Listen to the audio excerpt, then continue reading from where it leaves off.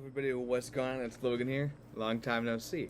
So, I haven't waiting to post anything until I have a stable editing software, and which now I do because I have this new computer. So, but I highly doubt that you clicked on this video just to hear about my life and how things are going. So, without further ado, let's get into the video. At the time of this recording, it's 3 days before the Michigan primary election, and I would just like to voice my opinion and help you guys get to know the candidates on both sides of the political spectrum. Now, since I live in Michigan's 3rd district, I'll only be focusing on what applies to me and what affects me and people I know. So, like, the state rep and the senator and all that kind of thing. So, if you're watching this video for any other information, this is not the one for you, but continue watching if you really feel like something you want to do. So to start things off here, we'll be looking at the Senate election of John James versus the incumbent Gary Peters. Now, John James is a 39-year-old African-American male who served in the U.S. Army during Operation Iraqi Freedom. He was an AH-64 Apache pilot. He actually was the Republican nominee for W. Stabenow's seat back in 2018, where he only lost by 7% of the vote. He is kind of hoping to bring the awareness he had back in 2018 and have that momentum push him to take Gary Peters' seat. But I guess we have to see how that happens because we're going to talk about his opponent, Gary Peters. Good old Gary Peters is a 61-year-old male who was a lieutenant commander in the U.S. Navy before he left it in 2008. Now, the interesting thing about this election is, once again, it's old versus young. Back in 2018, it was W. Stabenow, who has the old side, versus John James, who was the young side. And now it's Gary Peters versus John James. So it's kind of like the battle of the generations, I guess. Something I find interesting is that both John James and Gary Peters served in the U.S. military. Like I said before, John James was in the U.S. Army, and good old Gary Peters in the Navy. Now, Gary Peters won his seat back in 2014 when he ran for a vacant Senate seat against Republican Terry Lynn Land. He obviously won that seat, and he's been holding it ever since, and now that his 6-year term is up, he's up for re-election again. So it'll be interesting to see how that election plays out on Tuesday, because they're both polling like very close to each other, and it could be any margin of error could throw the victory towards John James or back towards Gary Peters. So it'll be very interesting to see how that plays out.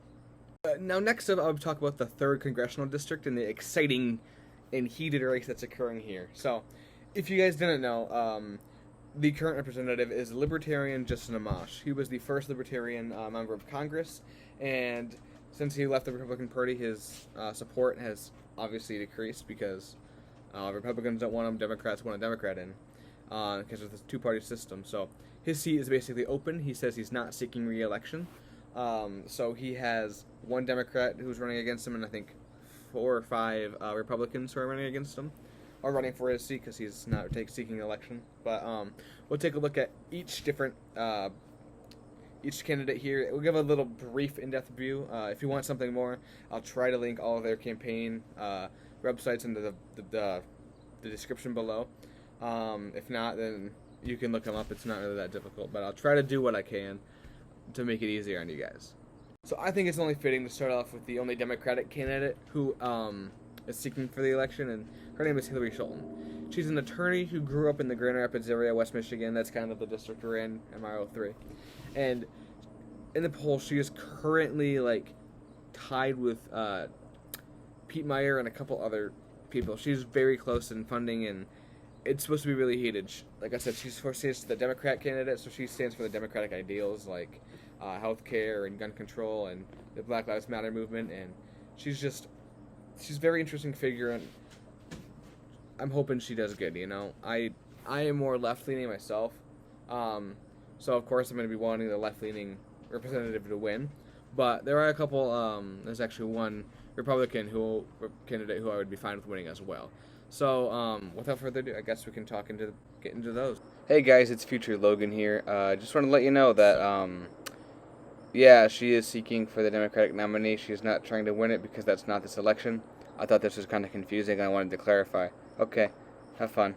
So I'll start off with the current frontrunner in the Republican nominee, or one of them anyway. His name's Peter Meyer. For those of you who live in the Midwest area, you might recognize the last name, Meyer. It's a giant grocery store brand that was created up in Greenville, and has expanded throughout the Midwest. Now, he is the grandson of Hank Meyer, who was the trader of the grocery store.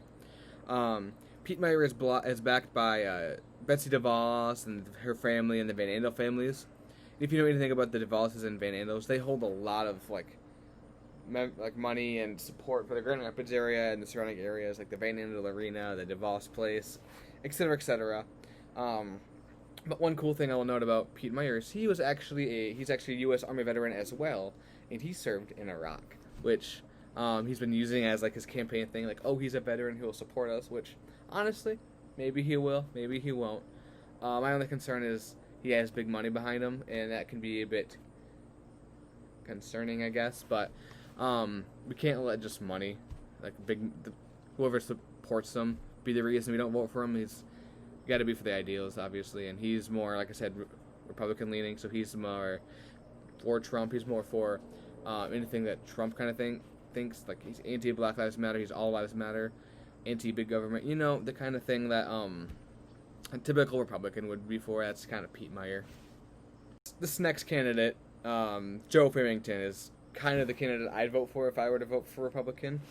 He's anti-Trump and socially liberal, which is kind of cool because he's basically a libertarian, but he's running as a Republican, so kind of like a mosh. And Joe Farrington, the majority of his movement's built off of anti-Trump sentiment and some Black Lives Matter and social stuff, and I just think he's a really cool guy because he is socially liberal, but he's running for the Republican nominee. He's from Lyons, Michigan, over by Lansing, I believe it is, and I think he'd be a great representative. He'd be more personable. He'd be more like, okay, what do you need, not what does Trump want, you know?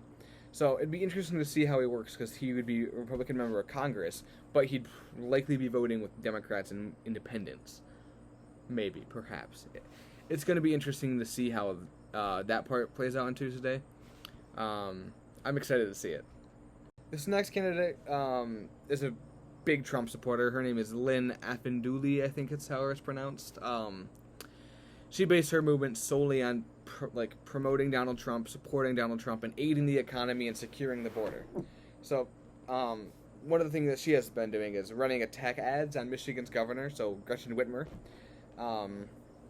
because Whitmer, I'm sure you know, she locked down the state for the COVID-19 pandemic to further spread it, or stop further spreading of it. And a lot of Republicans and conservatives didn't really like that, and she's kind of like using that hate towards Whitmer to boost herself up. So, needless to say, she isn't really liked by moderates or Democrats. Some moderates like her, but most of them do not. So she's kind of lacking in support from the left, whereas Joe Farrington has a little bit of support from the left. But I'm just curious to see how she polls. I'm pretty sure she is polling like close to Pete Meyer, which is kind of concerning. But yeah, I'm excited. I'm excited for Tuesday. Not gonna lie to you guys. This next representative wannabe doesn't have much information on Ballotpedia or at all. Her name is Emily Rafi, and she lists that she was a former Democrat candidate who switched to the GOP in November, which is kind of weird, because her big idea of running is to defeat the far left movement. If that's your sole goal, I don't know how you expect to get elected, but to each their own, I guess. Last, but certainly not least, we have Tom Norton. He is another ex-military member who served in the Afghan War. His main goal and priority is to stand up for veterans and uphold the Constitution in many situations. Like Second Amendment rights, all the amendment rights, and he wishes to help veterans with mental care, homelessness. He seems like a pretty outstanding guy. I'm pretty sure he's a Trump supporter as well, which doesn't really sway the election much, but it might be a huge turnoff to moderates and some Democrats. But he is definitely somebody to watch for because I think he could make a big impact to voting for Pete Meyer and Lynn Affindis, however you pronounce her name. But yeah, he's an interesting figure. He wouldn't be my pick, but I also wouldn't oppose him. that makes sense at all. I'm not sure if that does. Anyway, I know I didn't go too in-depth in this video, but a link to each candidate will be in the description below.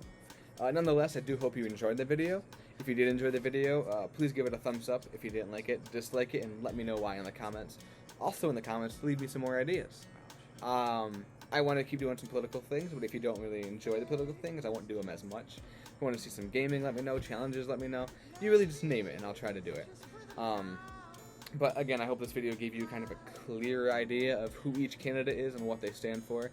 I enjoy all the support you guys have given me in the past, and I hope that it continues to grow in the future. So, until next time, my name is Logan, and I thank you guys so much for watching.